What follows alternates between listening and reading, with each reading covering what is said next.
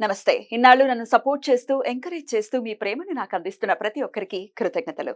అలాగే ఈ వీడియో కూడా ఖచ్చితంగా మీకు ఉపయోగపడుతుంది. లైక్, షేర్ అండ్ సబ్స్క్రైబ్ చేసి మీ సపోర్ట్‌ని నాకు అందించండి. అలాగే ఈ వీడియో పట్ల మీకున్న అభిప్రాయాన్ని కామెంట్ సెక్షన్‌లో కామెంట్ చేసి తెలియజేయండి. ఇప్పుడు వీడియోని చూద్దాం. నమస్తే. Welcome to our channel. నేను పద్మిని. ప్రస్తుతం మనతో పాటు ప్రముఖ ఆధ్యాత్మికవేత్త, వాస్తు జ్యోతిష పండితులు శేషగిరిరావు గారు ఉన్నారు. మాట్లాడదాం. నమస్కారం అండి. నమస్తే అండి. బాగున్నారా? మే 1వ తారీఖు గురువు మారబోతున్నారు. సహజ లాభస్థానంలోకి వెళ్ళబోతున్నారు, వృషభ రాశిలోకి. అవును. సో మరి గురువు ఇచ్చేటటువంటి ఈ సంవత్సర కాలం పాటు కూడా ఎట్లాంటి ఫలితాలను ఇవ్వబోతున్నారు ద్వాదశ రాశుల వాళ్ళకి? అలాగే నర్మదా పుష్కరాలు కూడా మొదలు కాబోతున్నాయి. ఆయన మారినప్పుడు ఖచ్చితంగా పుష్కరం పుష్కరాలు అనేది వస్తాయి. వస్తుంది. అవును. ఇది అందరికీ తెలిసినటువంటి విషయమే. అవును. సరే, ఇక ఈ గురువు ఇచ్చేటటువంటి ఫలితాన్ని ఒక్కసారి మీ ద్వారా. రైట్. తప్పకుండా గురుడు ఎక్కువ శాతం మందికి మంచే చేస్తాడని ఆశిద్దాము.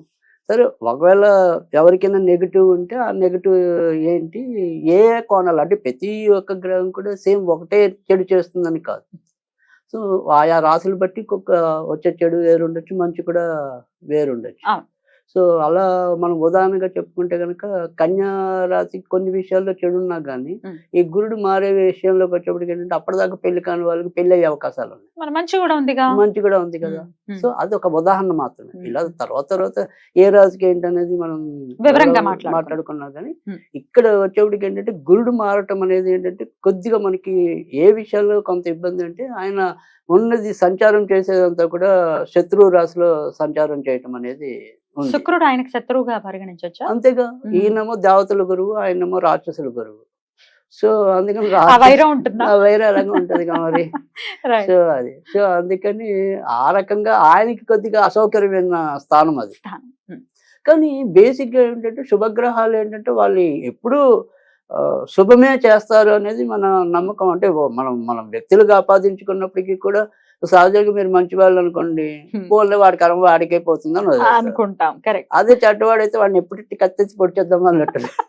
ఆ ప్రవృత్తి గురువులో ఉండదు అనేది చెప్పేది ఏంటంటే వీళ్ళు బేసిక్ గా అక్కడ అసౌకర్యం పాలవ్వచ్చేమో కానీ ఎంతో కొంత మంచి చేయడానికే చూస్తారు, ప్రయత్నిస్తారు. అందుకనే ఈ మూడాలు వచ్చినప్పుడు మనం వాటిని వదిలిపెట్టడం అనేది, అంటే ఆ ముహూర్తాలు వదిలిపెట్టడం ఎందుకంటే వీళ్ళిద్దరు బేసిక్ గా శుభగ్రహాలు. రాక్షసు గురువు రాక్షసుడైనా ఆ రాక్షసులందరికీ మంచిగా కాంక్షిస్తాడు కదా.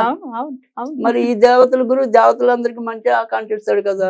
సో బేసిక్ గా వీళ్ళిద్దరు కూడా మరి విద్యా సంపన్నులు కాబట్టి ఖచ్చితంగా విద్య ఎవరికైతే ఉంటుందో దానికి ఎంతో కొంత బ్రెయిన్ కూడా ఉంటుంది. తప్పకుండా. అయితే వృషభ రాశిలోకి మళ్ళీ గురువు గారు రావడానికి 12 ఏళ్ళు పడుతుంది. మళ్ళీ అంతేగా 12 years పడుతుంది. సో 12 years కి ఒకసారి మాత్రమే ఈ ప్రిడిక్షన్. అంతే.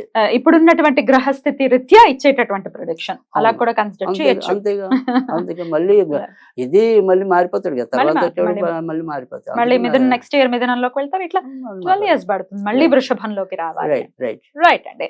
సో మరి గురువు ఇచ్చేటటువంటి ఫలితాలను ఒకసారి తెలుసుకుందాం. అలాగే ఇంకొక చిన్న విషయము, ఆల్రెడీ గ్రహచారంలో కూడా ఒకవేళ వృషభ రాశిలోనే వాళ్ళకి, అంటే జన్మ జాతకంలో వృషభ రాశిలోనే గురువు ఉండి మళ్ళీ గోచారం కూడా కలిస్తే ఎట్లాంటి ఇంపాక్ట్ ఉంటుంది? సాధారణంగా ఎక్కువ శాతం అయితే మంచి ఫలితాలు ఉంటాయని చెప్పడం అనేది కూడా జరుగుతుంది. ఎందుకంటే మన జన్మ రాశిని, కాకపోతే అలాంటి ఎప్పుడు ఇబ్బంది ఉంటుంది అంటే కనుక ఎవరికైనా సరే ఒక మారక దశలు కానీ అలాంటివి వచ్చినప్పుడు మాత్రం కొద్దిగా ఇబ్బంది ఉంటుంది. సో అలా మినాయిస్తే కనుక ఎక్కువ శాతం ఎప్పుడు కూడా మన జన్మగ్రహాన్ని గోచార గ్రహం వచ్చి టచ్ చేసినప్పుడు ఖచ్చితంగా ఎక్కువ శాతం అయితే మంచి ఫలితాలే ఉంటాయి. సో వృషభ రాశి వారికి ప్రత్యేకించి వృషభ రాశికి కాకుండా వాళ్ళకి జాతకాలు తెలిసి వాళ్ళకి వృషభంలో గురుడు ఉన్నవాళ్ళు. అదే అంటున్నా. ఇప్పుడు వృషభ రాశి వాళ్ళకే కదా జన్మ జాతకంలో వాళ్ళకి తెలిస్తే కనుక ఖచ్చితంగా. సో అది ఆ వక్రం వచ్చినప్పుడు మరి ఆటోమేటిక్ గా కొన్ని ఫలితాలు స్తంభింపజేయటం అనేది కూడా అలానే ఉండటం. మంచి ఫలితాలు స్తంభిస్తాయి, చెడు ఫలితాలు కూడా స్తంభిస్తాయి. ఇప్పుడు సపోజ్ ఉదాహరణకి గురుడు ఇక్కడ మంచి ప్లేస్ లో ఉన్నప్పుడు సంబంధం కుదరచ్చు. సో కానీ ఆ సంబంధం ఎప్పుడు పెళ్ళికి వెళ్తుంది అనేది స్తంభించింది కాబట్టి ఇంకా 2-3 నెలలు టేక్ తీస్తే అంతే. అలాంటివి అలా కూడా ఉండేది. అది వివరంగా మనం రాశి వైజ్ మాట్లాడుకున్నప్పుడు చెప్తారు. రైట్. మరి ఇప్పుడు ఇక చూద్దాము ద్వాదశ రాశులకి కూడా ఈ గురువు మార్పు వల్ల వచ్చేటటువంటి ఫలితాలు ఏంటో. రైట్. మరి కుంభరాశి వారికి ఎలా ఉండబోతోందండి? గురువు ఎలాంటి రిజల్ట్స్ ఇవ్వబోతున్నారు? రైట్. సో కుంభరాశి వాళ్ళకి వీళ్ళకి కూడా ఎక్కువ శాతం మంచి ఫలితాలు రావటం అనేది ఉంటుంది. సో ముఖ్యంగా ఎవరికైతే మరి ఒక పెద్ద ఏదైనా గృహం తీసుకోవాలనే కోరిక ఎవరికైనా ఉంటే గత కొద్ది నెలలుగా ప్రయత్నించిన సానుకూలం ఎవరికైతే అవ్వటం లేదో వాళ్ళకి కొంతవరకు సానుకూలం అవటం లేదు. అంటే చతుర్థంలో గురుడు యొక్క సంచారం వారికి ఆ రకంగా మేలు చేయటం అనేది ఉంటుంది. కానీ ఇదే చతుర్థంలో గురుడు యొక్క సంచారం వల్ల సాధారణ గృహ జీవితం ఏదైతే ఉంటుందో అక్కడ మాత్రం ఏవో రకమైన కొంతవరకు మానసిక చికాకులు, అంటే ఇంట్లో ఒకరికి అనారోగ్యం వదిలితే మళ్ళీ ఇంకో రకంగా రావటం, లేదు ఇంట్లో ఇప్పుడు ఈ సమస్య ఉంది దీని నుంచి మనం బయటపడ్డాము అనుకునే టైంకి మళ్ళీ ఇంకో కొత్త సమస్య ఉద్భవించడం. అంటే గృహ జీవితంలో మాత్రం ఏదో రకమైన అశాంతి ఉంటుంది. గృహం తీసుకోవాలనుకున్నది మాత్రం ఫలిస్తుంది. ఓ ఓకే ఓకే. నిత్య దైనంద అంటే డైలీ లైఫ్ లో ఏదో ఒక చిన్న చిన్న ఇబ్బందులు ఉంటాయి. ఇంకా ధనం విషయంలో మాత్రం పెద్ద చెప్పుకోదగిన హెచ్చుతగ్గులు ఏమి ఉండవు, సామాన్యంగా నడిచిపోతుంది. కానీ ఇప్పటికే ఎవరైతే మరి అప్పులు తీసుకుని ఉన్నారో వారికి మాత్రం మరి రుణదాతల ఒత్తిడి పెరుగుతుంది. సో కొద్దిగా హెరాస్మెంట్లు కానీ లేదా బ్లాక్ మెయిలింగ్ కానీ ఇలాంటివి కొంతవరకు కుంభరాశి వాళ్ళు ఎదుర్కోవాల్సి ఉంటుంది. కానీ ఏదైనప్పటికీ కూడా ఈ గురుడు మరి చతుర్థంలో ఉండటం వల్ల బాగా పెద్ద అవమానం అనుకునే మూమెంట్లో మాత్రం వాళ్ళని సేవ్ చేస్తారు. ఓకే, కానీ ఫేస్ చేస్తారు. బట్ దాని నుంచి మరి బయటకు వస్తారా లేదా అంటే మాత్రం లాస్ట్ మినిట్ లో సేవ్ అవుతారు. సో అంతవరకు మనం హామీ ఇవ్వచ్చు, కానీ ముందైతే ఆ చికాకు అయితే ఎదుర్కోవాలి. ఆ తర్వాత వచ్చేప్పటికి ఏంటంటే ఇక్కడ మనకి అందుకని ఇక్కడికి కుంభరాశి వారికి వచ్చేప్పటికి ఏంటంటే అందుకే ఇప్పుడు ఈ ఆర్థిక జీవితం అనేది కూడా అలా అందుకే ఏదో నార్మల్ గా సాగిపోతుంది, కానీ బాగా మనకి ఎక్కువ ఊహకి వెళ్ళడానికి ఉండదు. కానీ వీళ్ళకి అది అదృష్టవశాత్తు అవ్వచ్చు, లేదా అప్పటిదాకా లోన్లు రావు, మీకు అవదు ఇల్లు అన్నది అదొకటి సానుకూలం అవుతుంది. కానీ ఏదైనా ఈ సంపాదన అనేది మాత్రం ఒక నెల ఉన్నట్టుగా ఒక నెల వీళ్ళకి సాగలేకపోవటం అనేది ఉంటుంది, ముఖ్యంగా వ్యాపారస్తులు వాళ్ళకి. ఇంకా ఉద్యోగస్తులు అంటే వాళ్ళకి పెద్దగా చెప్పుకోదగిన మార్పులు అయితే ఉండవు. కానీ ఏదైతే దూర ప్రాంతాల్లో ఉండి ఉద్యోగాలు చేస్తున్నారో వాళ్ళ చుట్టుపక్కల, ఇప్పుడు సపోజ్ నాది హైదరాబాద్ అనుకోండి, నా హైదరాబాద్కి నేను ఎక్కడ చేసినా నేను హైదరాబాద్ సరౌండింగ్లో చేసినట్టు. సో అలా కాకుండా నేను ఏదైనా చెన్నై కానీ బెంగళూరు కానీ చేశాను అనుకోండి, అది నాకు ఎక్కువ వర్కౌట్ అవుతుంది.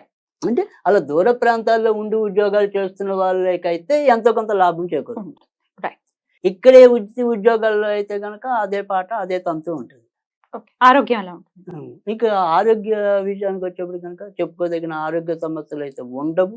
కానీ ఏలినాటి ప్రభావం అనేది ఇంకా కుంభరాశి మీద ఉంది కాబట్టి టెంపరీగా, అంటే ఏదైనా సరే నరాల బలహీనత అనుకోండి, తర్వాత కాళ్ళు గుంజడం అనుకోండి, వెన్నుపూసలు లాగటం అనుకోండి, అలాంటివి టెంపరీగా ఉంటాయి. కానీ మరీ కాంప్లికేటెడ్ హెల్త్ ప్రాబ్లమ్స్ అయితే ఫేస్ చేయరు. సో ఆరోగ్యము, ప్రాణాపాయము ఇలాంటివి కూడా చివరి నిమిషంలో గట్టెక్కుతారు. అయినప్పటికీ వీళ్ళు చేసుకోవాల్సినటువంటి రెమెడీస్ ఏంటి? సో ఈ ఏడాది అంతా కూడా వీరు అంటే అవకాశం ఉంటే కనుక ధూమవతి ఆరాధన చేసుకోవటం అనేది ఎక్కువ మేలు జరుగుతుంది.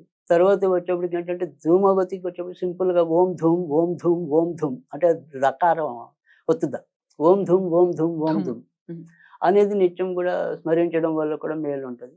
తర్వాత రెండోది వచ్చేప్పటికి ఏంటంటే ఇవేమీ కుదరకపోతే కనుక అన్నిటికీ శనివారాలు కొద్దిగా అప్పుడప్పుడు సపోటాలు నివేదన చేయడం వల్ల కూడా మేలు జరుగుతుంది. ఆ రకంగా మరి వీళ్ళు రక్షించబడచ్చు. బ్యూటిఫుల్ అండి, చాలా అద్భుతంగా వివరించారు. చెప్పినటువంటి పరిహారాలని పాటించుకుంటూ చాలా జాగ్రత్తగా ఈ సంవత్సరాన్ని వీళ్ళు డీల్ చేయాల్సి ఉంటుంది. కాబట్టి ఇక నెక్స్ట్ ఎపిసోడ్ లో మీనరాశి గురించి తెలుసుకుందాం. థ్యాంక్ యూ సో మచ్ అండి. నమస్తే. రైట్.